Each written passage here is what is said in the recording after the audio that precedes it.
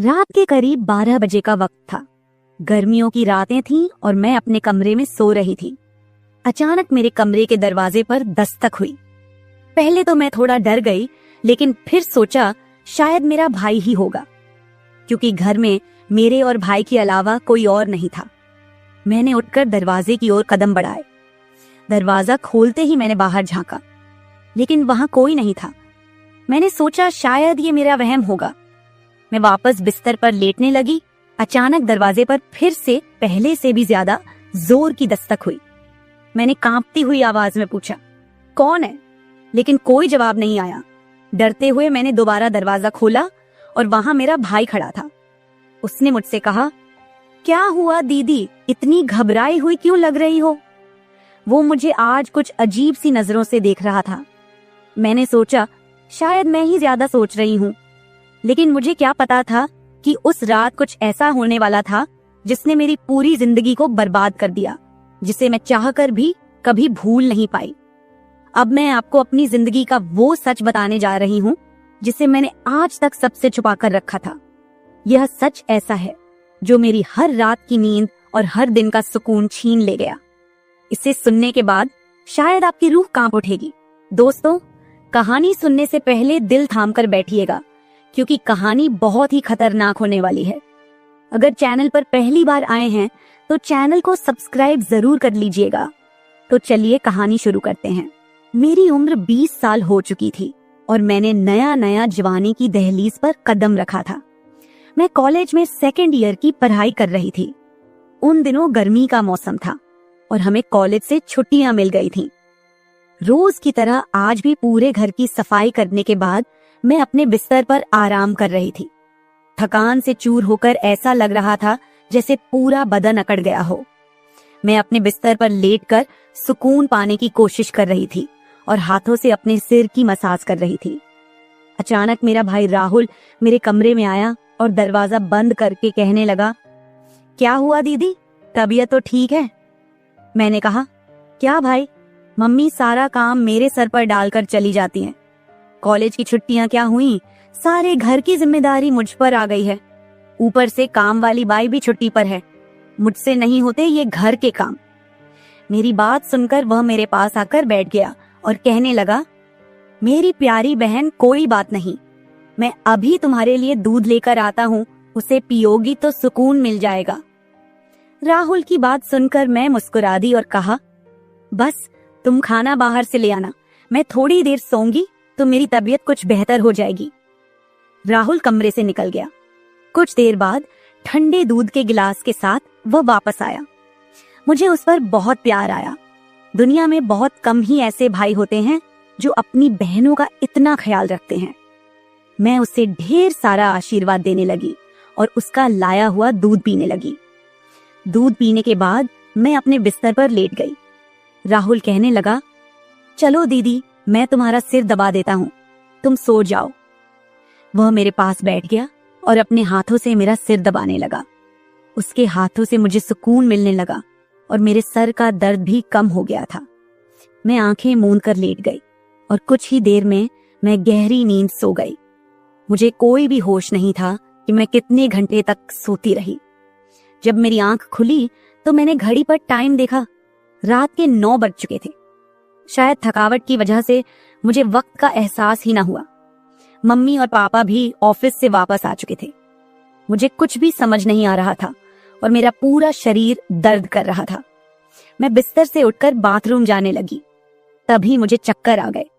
मुझे ऐसा लग रहा था जैसे सब कुछ घूम रहा हो और अगर दीवार का सहारा नहीं लिया होता तो शायद गिर जाती। खुद को संभालते हुए मैं फ्रेश होकर बाहर आई। देखा कि सभी खाने के टेबल पर बैठे हुए थे और मेरे आने का इंतजार कर रहे थे। मैं जाकर आराम के साथ कुर्सी पर बैठ गई। मेरी हालत काफी खराब हो चुकी थी और थकावट से मेरा पूरा बदन दर्द कर रहा था। राहुल ने देखा कि मैं थकी हुई हूँ तो तुरंत मम्मी से कहने लगा, मम्मी देखिए, अंजलि दीदी पर काम का बोझ थोड़ा कम डाला करे। अरे, अगर काम वाली नहीं आ रही तो उसकी जगह किसी और को रख ले। यह बेचारी सारा दिन काम करके थक जाती है। देखें तो इसकी रंगत भी पीली पड़ चुकी है। वाकई में मेरी हालत दिन ब दिन खराब होती जा रही थी। मम्मी और पापा दोनों ही काम करते थे, क्योंकि सिर्फ पापा की जॉब से घर का खर्चा चलना मुश्किल था। साथ ही हमारी पढ़ाई का खर्च भी काफी था, इसलिए मम्मी भी उसी कंपनी में काम करती थी जहां पापा। हम दोनों भाई बहन कॉलेज जाते थे, लेकिन गर्मी के मौसम में छुट्टियां होने की वजह से घर पर ही थे। मैंने एक बात नोटिस की थी कि पिछले कुछ हफ्तों से राहुल मेरे कुछ ज्यादा ही करीब होने लगा था। जब से मुझे कॉलेज से छुट्टियां मिली थीं, तब से वह मेरा कुछ ज्यादा ही ख्याल रखने लगा था। अगर मैं घर का कोई काम करती तो वह आकर मदद करने लगता। कभी कभी काम करते वक्त मुझे थकावट महसूस होती तो वह मुझे आराम से बिठाकर मेरा सिर दबा देता। जब मैं उसे मना करती तो वह हंसते हुए कहता, नहीं दीदी, तुम बहुत काम करती हो, अब मेरा हक बनता है कि तुम्हें सुकून दो। मैं उसे रोक नहीं पाती और चुपचाप लेटी रहती। लेकिन एक रात जो हुआ, उससे मेरे होश उड़ गए थे। क्या राहुल कभी ऐसा कर सकता था?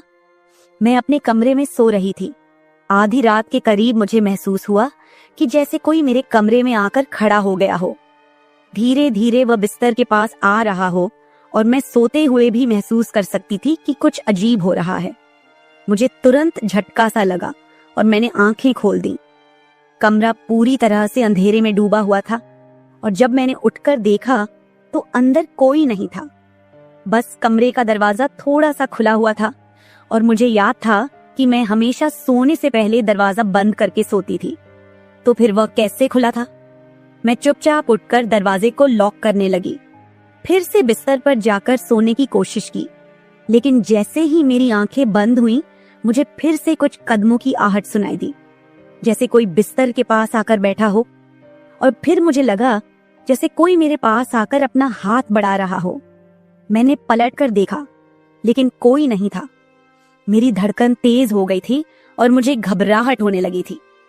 मैंने घबराते हुए कमरे की लाइट ऑन की और दरवाजा खोलकर बाहर झांका, लेकिन वहां कोई नहीं था। आज से पहले ऐसा कभी नहीं हुआ था जो अब हो रहा था।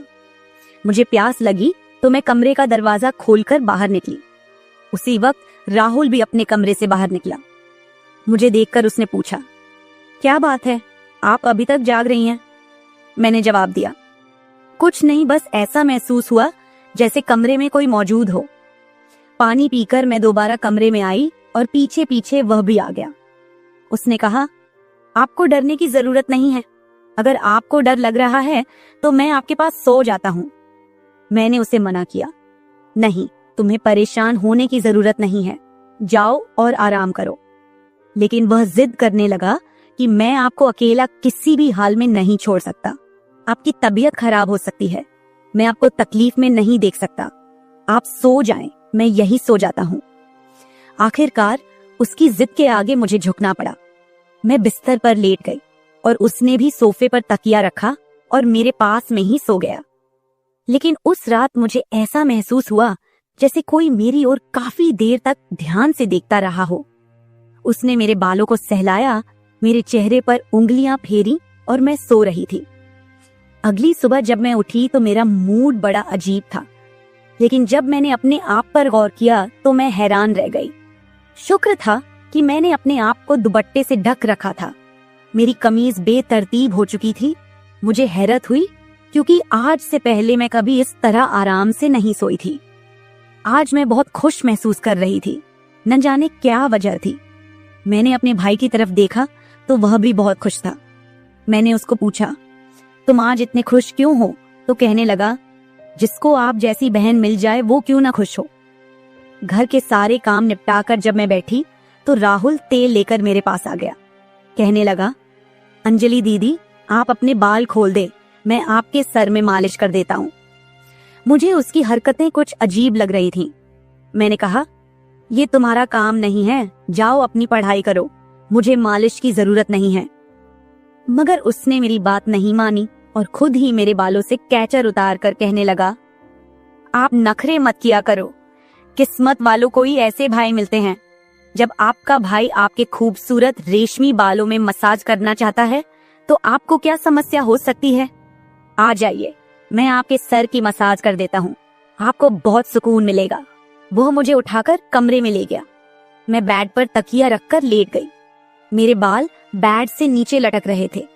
वह मेरे सरहाने बैठकर मेरे बालों की मसाज करने लगा। राहुल मुझसे 3 साल छोटा था, मगर मुझे नाम से बुलाता था। कहता, आप इतनी प्यारी हैं कि आपको देखकर दिल करता है कि आप हमेशा इसी तरह मुस्कुराती रहें और मैं आपका लाभ उठाता रहूं। वह मेरे सिर की मालिश कर रहा था और उसके हाथों में जैसे जादू था। मुझे इतना मजा आया कि मैं नींद की वादियों में खोने लगी। तेल की खुशबू भी बहुत जबरदस्त थी। तेल की हल्की हल्की महक कमरे में फैल चुकी थी। मैंने उत्सुकतावश उससे पूछा, ये तेल कौन सा है? उसने मुस्कुराते हुए जवाब दिया, ये एक खास तेल है जो आपकी सुंदर जुल्फों को और भी चमकदार बनाएगा। आपके बालों की खास देखभाल के लिए ही लाया हूँ। उसकी बातें मुझे बहुत अजीब सी लग रही थी। मैं समझ नहीं पाती थी कि वह किस तरीके से बात कर रहा है। मालिश के दौरान कब मुझे नींद आ गई, पता ही नहीं चला। कुछ समय बाद जब मेरी आंख खुली तो मेरे पूरे बदन में भारीपन महसूस हो रहा था। ऐसा लगा रहा था जैसे किसी ने मुझ पर बहुत ज्यादा वजन रख दिया हो। मेरी टांगों और हाथों में अजीब सा दर्द था, मानो घंटों तक मैं किसी भारी बोझ के नीचे रही हूं। पूरे बदन में दर्द सरायत कर रहा था। मैं धीरे धीरे उठकर बैठी और चारों तरफ नजर दौड़ाई। मेरे कपड़े हल्के हल्के गीले हो गए थे और पंखा भी बंद था। कमरे में गर्मी का एहसास हो रहा था। मैंने चक्कर खाती हालत में बेड से नीचे कदम रखा, मगर पैरों में जैसे जान नहीं थी। मैंने अपने भाई को देखा जो शांत और सामान्य नजर आ रहा था। लेकिन यह सब क्या हो रहा था? मुझे समझ नहीं आ रहा था कि आखिरकार ऐसा क्यों हो रहा है। बड़ी मुश्किल से खुद को घसीटते हुए मैं बाथरूम पहुंची और फ्रेश होकर आई। आईने में अपनी हालत देखी तो ऐसा लगा जैसे मैं पूरी रात सोने की बजाय किसी मेहनत वाले काम में जुटी रही हूं। जब मैं कमरे से बाहर निकली तो मुझे हल्की हल्की फुसफुसाने की आवाजें सुनाई दी। ऐसा लगा जैसे कोई किसी से बातचीत कर रहा हो।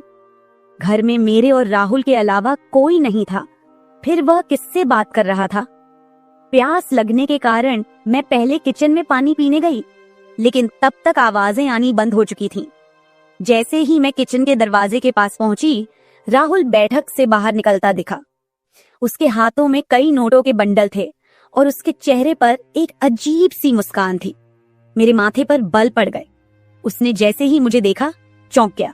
कहने लगा, दीदी आप उठ गईं। मैंने बिना जवाब दिए धीरे धीरे उसके करीब जाकर पूछा, ये पैसे कहां से आए? वह हड़बड़ा गया और तुरंत उन्हें अपनी जेब में डालने की कोशिश करने लगा। मैंने उसका हाथ पकड़कर उन पैसों को बाहर निकाला और सख्ती से पूछा, सच सच बताओ, इतने पैसे तुम्हारे पास कैसे आए? वह घबरा गया और कहने लगा, प्लीज पापा को मत बताना। ये पैसे पापा के एक दोस्त ने पुराने कर्ज के रूप में लौटाए हैं। मैंने सोचा था कि इनसे मोबाइल खरीद लूंगा। उसकी बात सुनकर मेरा गुस्सा 7वें आसमान पर पहुंच गया। मैंने उसे डांटते हुए कहा, क्या तुम्हें घर की हालत का जरा भी अंदाजा नहीं है? मम्मी पापा दोनों इतनी मेहनत कर रहे हैं और तुम इन पैसों से मोबाइल खरीदने की सोच रहे हो। उसने शर्मिंदा होकर पैसे मुझे थमा दिए। मैंने वो पैसे रात को पापा को दे दिए।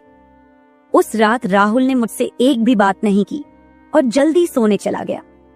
मैं अगले दिन किचन में काम कर रही थी जब राहुल अपने दोस्तों के साथ घर में दाखिल हुआ।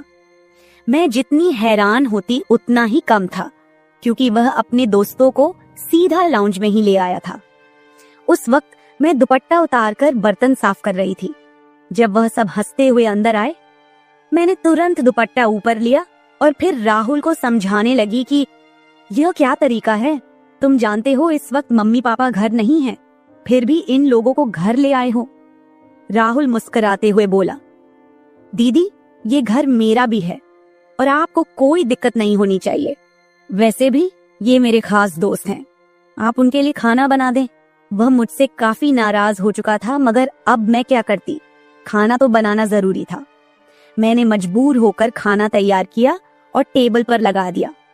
मैंने गौर किया कि उसके दोस्त बार बार मुझे घूर कर देख रहे थे। वे सभी राहुल की उम्र से बड़े थे और अजीब तरीके से घूर रहे थे, जैसे कच्चा ही खा जाएंगे।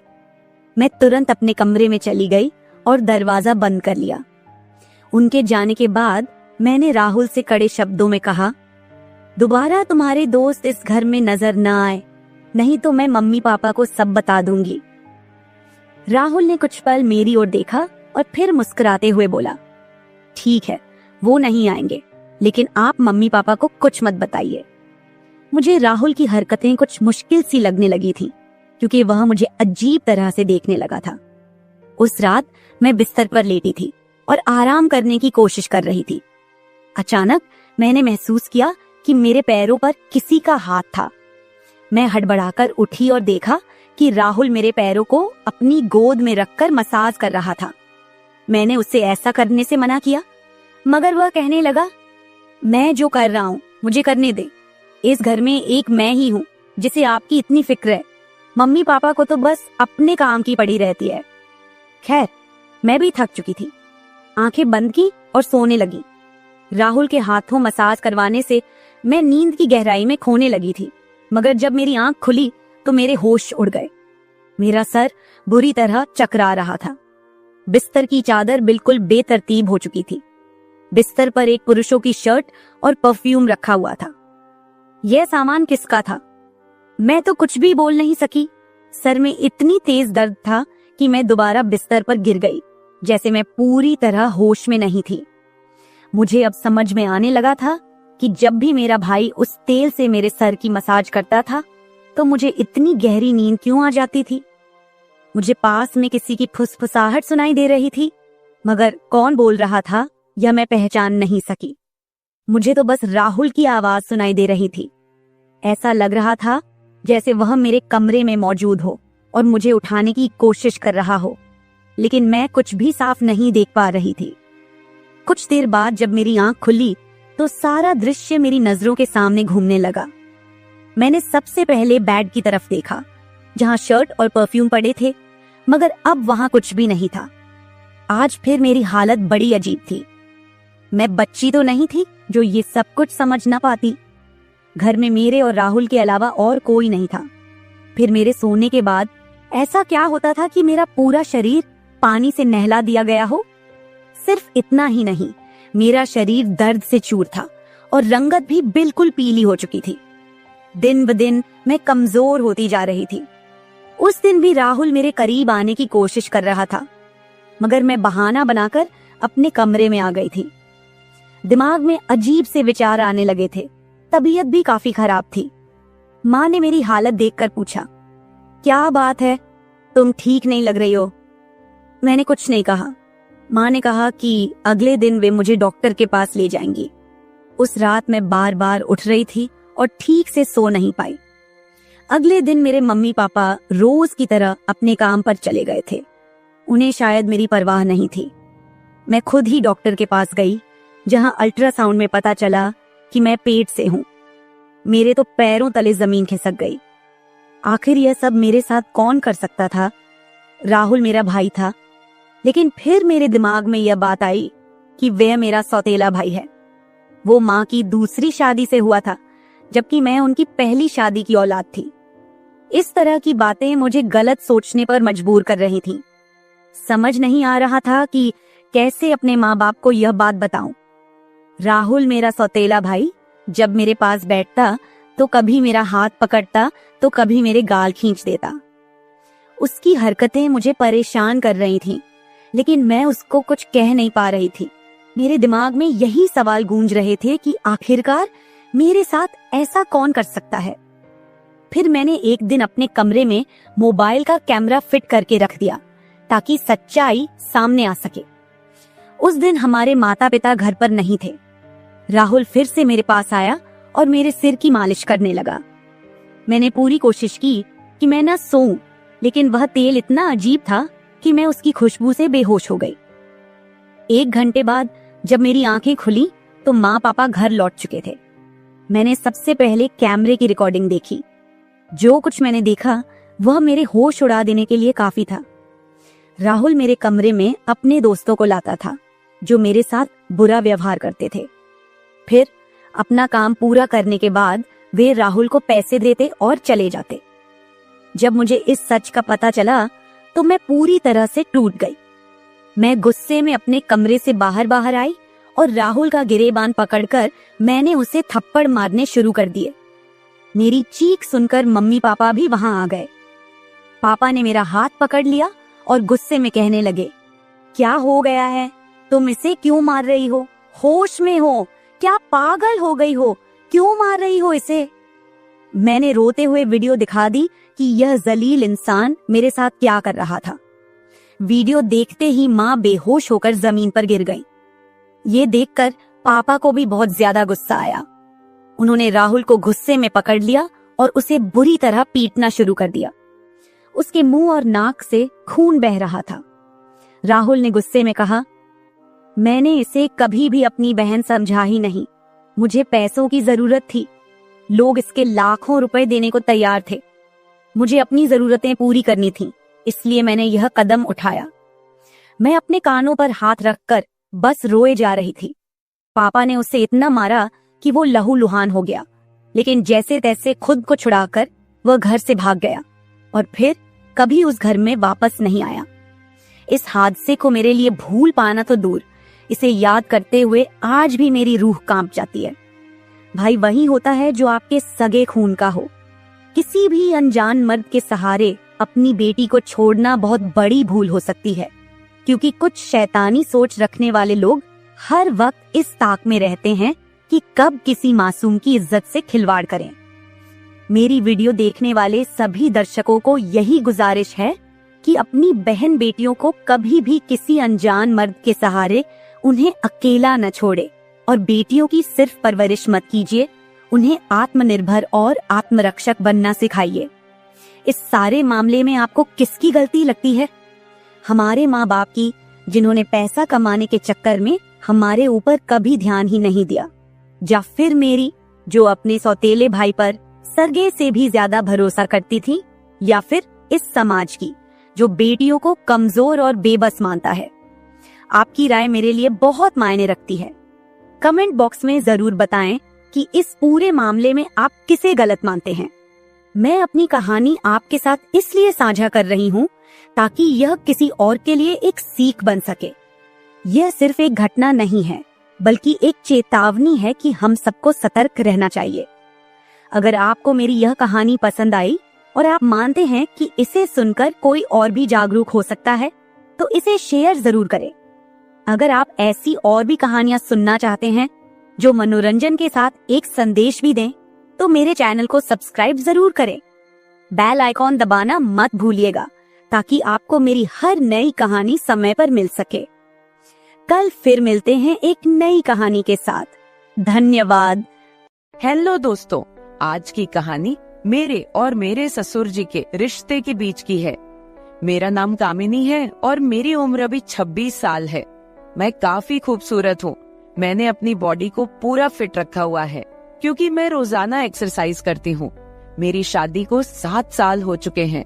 मेरे मम्मी पापा ने गरीबी की वजह से मेरी शादी कम उम्र में ही एक अमीर लड़के से करवा दी, लेकिन वो लड़का अक्सर बीमार रहता था। उसके हार्ट में कोई प्रॉब्लम थी। मैं अपनी शादी से ज्यादा खुश नहीं थी, पर मेरे पति मुझसे बहुत ज्यादा प्यार करते थे। अब मेरी शादी को 2 साल हो चुके थे, लेकिन अभी तक कोई भी बच्चा नहीं हुआ था। हमारे घर में मैं, मेरे पति और ससुर जी थे। हम तीनों ही बहुत प्यार से रहते थे। मेरे ससुर जी की उम्र 45 से 50 साल की होगी, लेकिन वो काफी जवान दिखते हैं क्योंकि उन्होंने अपने शरीर को पूरा फिट रखा हुआ है। फिर एक दिन मेरे पति की तबीयत ज्यादा खराब हो गई और उनकी मृत्यु हो गई। मेरे सामने मानो दुखों का पहाड़ टूट पड़ा हो।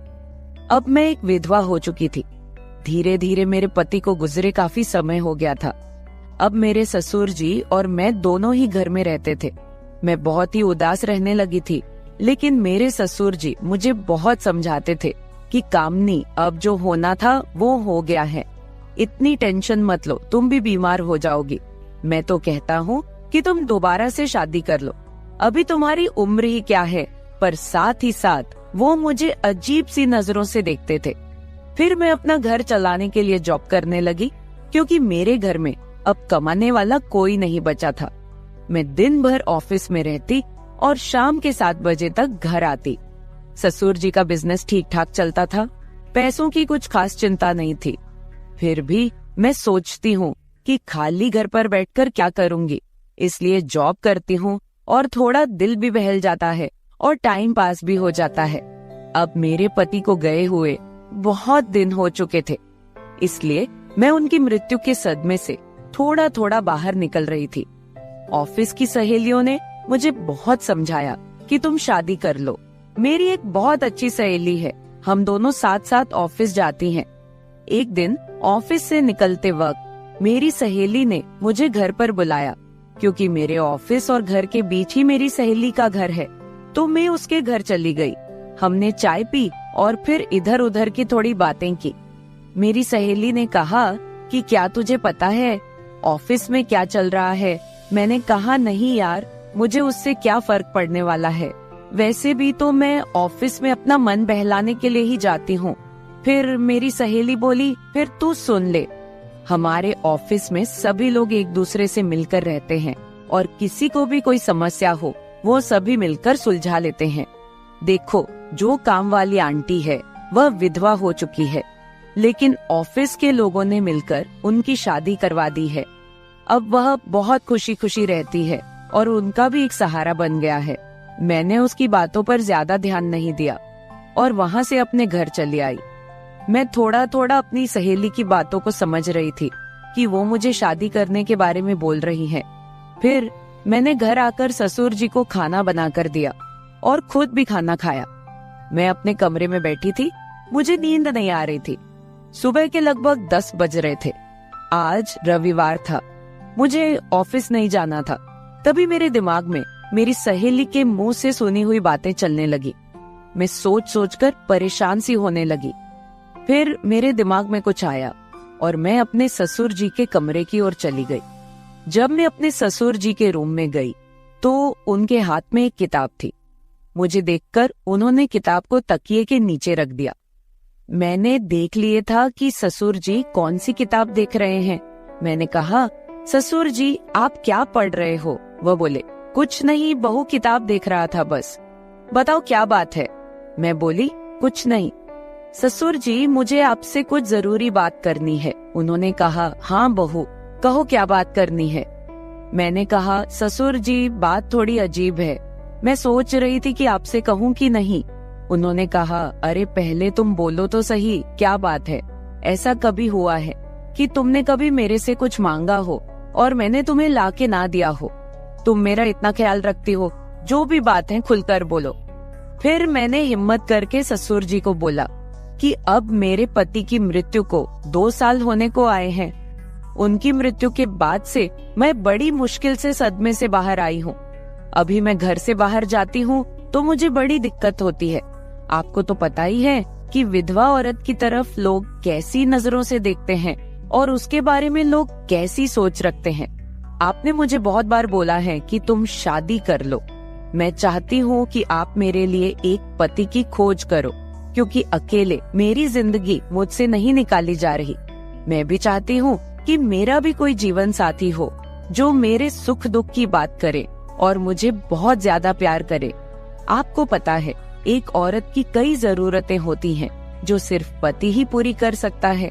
बाकी आपको पता ही है कि मेरे माँ बाप तो इतने गरीब हैं कि उन्होंने पता नहीं एक बार मेरी शादी कैसे कर्ज उठाकर की है। मैं अब उनको कोई तकलीफ नहीं देना चाहती। अब मेरे लिए तो आप ही सब कुछ हो। मैं बड़ी हिम्मत करके आपसे ये बात कह रही हूँ। मुझे विश्वास है कि आप मेरे लिए कुछ अच्छा ही करोगे। उसके बाद ससुर जी ने मुझे अपने पास बैठा लिया और मेरे साथ कुछ बातें करने लगे और मेरे सुख दुख को बांटने लगे। फिर ससुर जी मुझसे बोले, बहू, जिस चीज की तलाश तुम बाहर से कर रही हो वो चीज तुमको घर में ही मिल सकती है। अगर तुम चाहो तो मैं तुम्हारी सभी जरूरतों को पूरा कर सकता हूँ। ससुर जी की बात सुनकर तो मेरे होश ही उड़ गए। मैंने बोला, ससुर जी, मैं तो आपकी बेटी सामान हूँ, आप ये सब कैसे सोच सकते हैं? ससुर जी बोले, देखो बहू, तुम्हें पता है तुम्हारी सासू माँ की मृत्यु के बाद से मैं अकेला ही जिंदगी बीता रहा हूँ। और जब से तुम्हारे पति की मृत्यु हुई है तुम भी अकेले जिंदगी बिता रही हो। अगर तुम्हारा इरादा हो तो हम दोनों का अकेलापन दूर हो जाएगा और हम दोनों एक दूसरे के सहारे जिंदगी बिता लेंगे और बाहर किसी को कुछ भी पता नहीं चलेगा।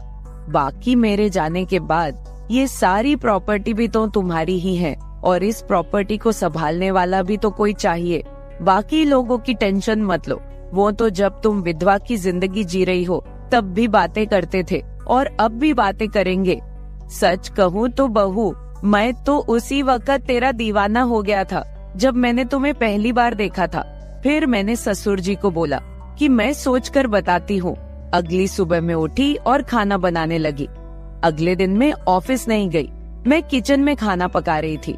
तभी ससुर जी किचन में आए और बोले, बहू आज ऑफिस नहीं जा रही हो क्या? मैंने कहा, नहीं आज नहीं जा रही हूँ, आज मैंने ऑफिस से छुट्टी ले ली है।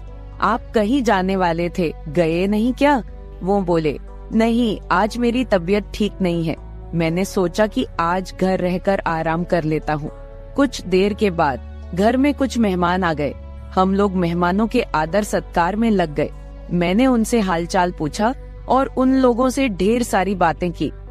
मेहमान के रूप में मेरे चाचा और चाची जी आए हुए थे। जब मैं मेहमानों से बातें कर रही थी तभी ससुर जी बाहर घूमने चले गए। उनकी आदत है कि जब वह घर पर रहते हैं तो वह खेतों की तरफ घूमने चले जाते हैं। फिर थोड़ी देर के बाद मेरे चाचा चाची भी खाना खाकर चले गए। दोपहर के 1 बजे का समय हो चुका था। मेरे दिमाग में ससुर जी की बातें घूम रही थी। मैं सोच रही थी कि इस अकेलेपन के साथ मैं सारी जिंदगी कैसे बिताऊंगी। मैं ससुर जी के साथ रहूंगी तो हो सकता है कि हमारा कोई बच्चा भी हो जाए। और ससुर जी की बात सही है, उनके जाने के बाद उनकी सारी प्रॉपर्टी भी तो मेरी ही है। मुझे ससुर जी की बातें काफी हद तक सही लग रही थी। फिर मैंने ससुर जी को कॉल किया और बोली, ससुर जी खाना तैयार हो गया है, आकर खाना खा लीजिए। इस पर वह बोले, मैं अभी बाहर हूँ और मुझे थोड़ा टाइम लगेगा। मैंने कहा ठीक है, मैं जरा बाहर जा रही हूँ तो देर शाम तक वापस आऊंगी, क्योंकि मैंने मार्केट शॉपिंग करने के लिए जाना था। फिर मैं मार्केट चली गई और वहाँ से अपने लिए और ससुर जी के लिए कुछ कपड़े खरीद कर लाई। जब मैं घर पहुँची तो शाम के 7 बज चुके थे। ससुर जी अपने कमरे में सो रहे थे। मैंने ससुर जी को उठाया और वो नहाने चले गए। अब चारों तरफ शांति हो चुकी थी। शाम के 8 बज चुके थे। फिर मैं ससुर जी के पास गई और उनको वो सब बातों के लिए हाँ बोल दी जो उन्होंने मुझे कही थी। ससुर जी मेरी हाँ सुनते ही खुश हो गए। फिर मैं उनके साथ, उसके बाद तो आप समझ ही सकते हैं, जो होना था वो हो गया। मैंने ससुर जी को फिर से अपनी ख्वाहिश बताई और ससुर जी ने मेरी ख्वाहिश पूरी कर दी। हम दोनों ने 1 से 2 घंटे तक एक दूसरे से वो सब बातें की और सारा काम किया। इस तरह से हम दोनों ससुर बहू काफी खुशी खुशी पति पत्नी की तरह रहने लगे। अब मुझे किसी भी चीज की दिक्कत नहीं होती, क्योंकि अब मुझे कहीं भी जाना होता है तो मैं ससुर जी के साथ चली जाती हूँ और हम खूब एंजॉय करते हैं।